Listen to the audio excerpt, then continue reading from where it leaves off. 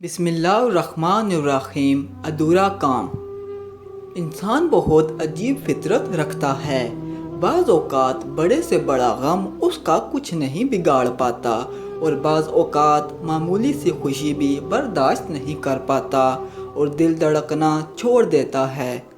میرے ساتھ بھی کچھ ایسا ہی ہوا۔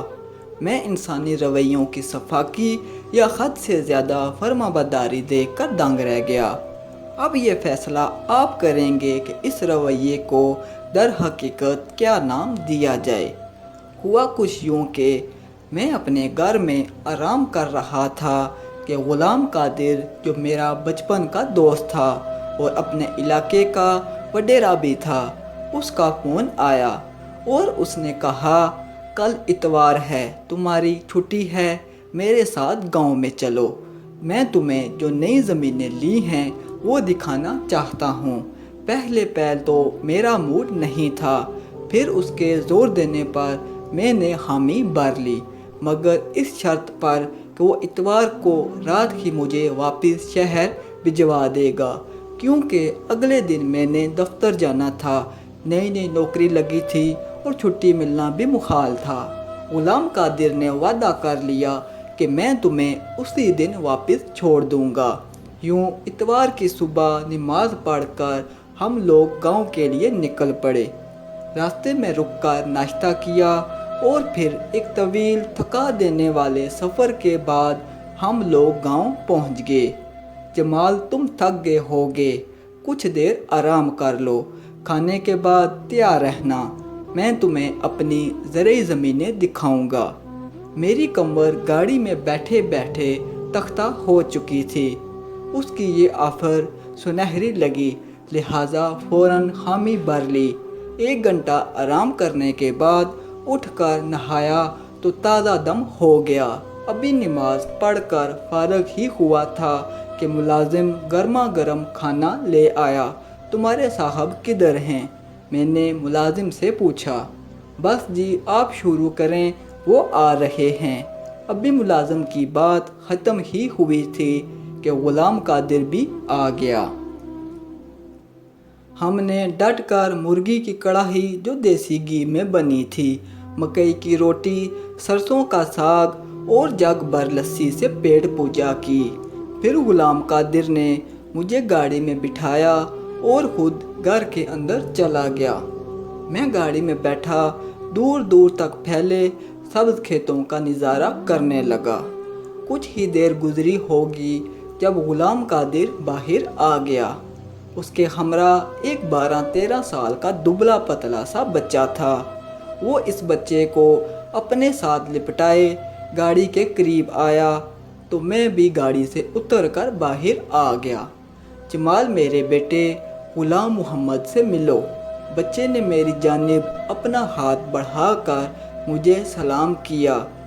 میں نے غلام محمد سے مصافحہ کرنے کے بعد اس کے سر پر ہاتھ رکھ کر دعا دی۔ وہ ہو بہو اپنے باپ کی کاپی تھا، مگر میں نے محسوس کیا کہ وہ اپنی عمر سے کہیں زیادہ مدبر اور خاموش تھا۔ یار جمال، غلام محمد میرا اکلوتا بیٹا ہے اور میرا سب کچھ اسی کا ہے، غلام قادر نے پیار سے بیٹے کی جانب دیکھتے ہوئے کہا۔ میں نے بھی مسکرا کر غلام محمد کی جانب دیکھا۔ اس کی کالی چمکتی آنکھوں میں بہت ٹھہراؤ تھا۔ میں اپنے بیٹے کو بس ایک ہی بات سمجھاتا ہوں کہ کام کوئی بھی ہو، کبھی ادھورا مت چھوڑنا، وقت ضائع مت کرنا۔ انسان چلا جاتا ہے مگر اس کا کام ہمیشہ باقی رہتا ہے۔ یہ بات تو بالکل سچ ہے۔ میں نے پیار سے غلام محمد کے سر پر ہاتھ رکھا۔ وہ دھیمے سے مسکرایا اور باپ سے مزید چپک کر کھڑا ہو گیا۔ پھر ہم لوگ زمینوں کی طرف روانہ ہو گئے۔ واقعی میں غلام قادر کا علاقہ بہت سرسبز تھا۔ کچھ دور چلنے کے بعد گاڑی رک گئی، پھر ہم سب گاڑی سے اتر آئے۔ تب غلام قادر نے مجھ سے کہا، جمال، جہاں تک تمہاری نظر دیکھ سکتی ہے یہ سب میری زمینیں ہیں۔ یہ پھل، یہ درخت، کھیت کھلیان، جنگل، باغات اور جانور سب میرے ہیں۔ یہاں میری مرضی کے بغیر کچھ نہیں ہو سکتا۔ اس وقت غلام قادر کے چہرے پر بڑی فاتحانہ چمک تھی۔ یہ سب میں اپنے والد کے انتقال کے بعد سے سنبھال رہا ہوں، بلکہ اس میں بہت اضافہ بھی کیا ہے، اور اب میرے بعد میرا بیٹا یہ سب سنبھالے گا۔ اس نے محبت پاش نظروں سے بیٹے کی جانب دیکھتے ہوئے کہا۔ اچانک کسی انجانی سمت سے گولیاں چلنے کی آوازیں آنے لگیں۔ میں بے انتہا خوف زدہ ہو گیا۔ غلام قادر کے گارڈز نے اتر کر پوزیشن سنبھال لی۔ ہم تینوں گاڑی کی آڑ میں آ گئے۔ جمال یار، پریشان نہ ہو، یہاں ہوتا رہتا ہے۔ غلام قادر نے مجھے خوف زدہ ہو پا کر کہا۔ وہ اور غلام محمد بالکل مطمئن کھڑے تھے۔ میں ان دونوں کا اطمینان دیکھ کر مزید خوف زدہ ہو گیا۔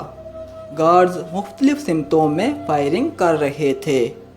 گولیوں کی تڑتڑاہٹ سے سارا ماحول گونج رہا تھا۔ غلام قادر نے مجھے بتایا، یہ چور اچکے ہیں جو کٹی فصل چرانے کے چکر میں رہتے ہیں۔ رات سے اس علاقے میں ایک چور کو میرے آدمیوں نے گھیرا ہوا ہے۔ ہم انتظار کر رہے ہیں کہ اس کے پاس گولیاں ختم ہوں تو پھر پکڑیں اور خوب جوتے کاری کریں، وہ رعونت سے بولا۔ اس کی بات سن کر میں نے اطمینان اپنے اندر اترتا محسوس کیا، مگر دفتن وہ ہو گیا جو کسی نے بھی نہیں سوچا تھا۔ ایک اندھی گولی غلام قادر کی کھوپڑی توڑتی ہوئی گزر گئی۔ وہ منہ کے بل زمین پر گر گیا۔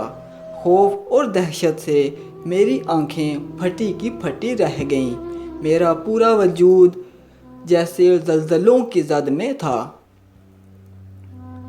میں ٹھہرا سیدھا سادہ شہری لڑکا جس نے بندوق کو قریب تک سے تو دیکھا نہیں تھا، اور یہاں میرے سامنے میرا دوست خون میں لت پت پڑا تھا۔ غلام محمد باپ کی لاش سے لپٹ کر رو رہا تھا۔ گارڈز نے تھوڑی ہی دیر میں سامنے جھنڈ میں سے ایک اور لاش برآمد کر لی، جو یقیناً اسی شخص کی تھی جو چھپ کر فائرنگ کر رہا تھا۔ جب گارڈز اس کی لاش گھسیٹ کر لائے تو غلام محمد نے باپ کے سینے سے سر اٹھا کر دیکھا، اپنے آنسو صاف کیے اور چند لمحے حیرت سے لاش کو دیکھتا رہا، اور پھر سر اٹھا کر گارڈ سے کہا، اوئے یہ تو برابر والے گاؤں کے وڈیرے کا منشی ہے۔ گارڈ نے اس بات میں سر ہلایا۔ میں آگے بڑھ کر غلام محمد کو سینے سے لگانا چاہتا تھا۔ وہ معصوم سا بچہ تھا جس کے سامنے اس کے باپ کو انتہائی سفاکی سے قتل کر دیا گیا تھا۔ اب بھی میں یہ سوچ ہی رہا تھا کہ غلام محمد نے میری جانب دیکھا، اور جو جملہ اس کے منہ سے نکلا اس نے مجھے 440 واٹ کا جھٹکا دیا۔ آئیے جمال چاچا، باقی زمین میں آپ کو دکھا دوں، اور بچل بابا کو گھر لے جاؤ، میں کام مکمل کر کے آتا ہوں۔ آخر میں ایک بات عرض کرتا چلوں کہ اگر کبھی کوئی ویڈیو، کال، واقعہ، سچی کہانی یا تحریر وغیرہ اچھی لگا کرے تو تھوڑی سی زحمت فرما کر اپنے دوستوں سے بھی شیئر کر لیا کیجیے۔ یقین کیجیے کہ اس میں آپ کا بمشکل ایک لمحہ صرف ہوگا، لیکن ہو سکتا ہے کہ اس ایک لمحہ کی اٹھائی ہوئی تکلیف سے آپ کی شیئر کردہ تحریر ہزاروں لوگوں کے لیے سبق آموز ثابت ہو سکتی ہیں۔ شکریہ۔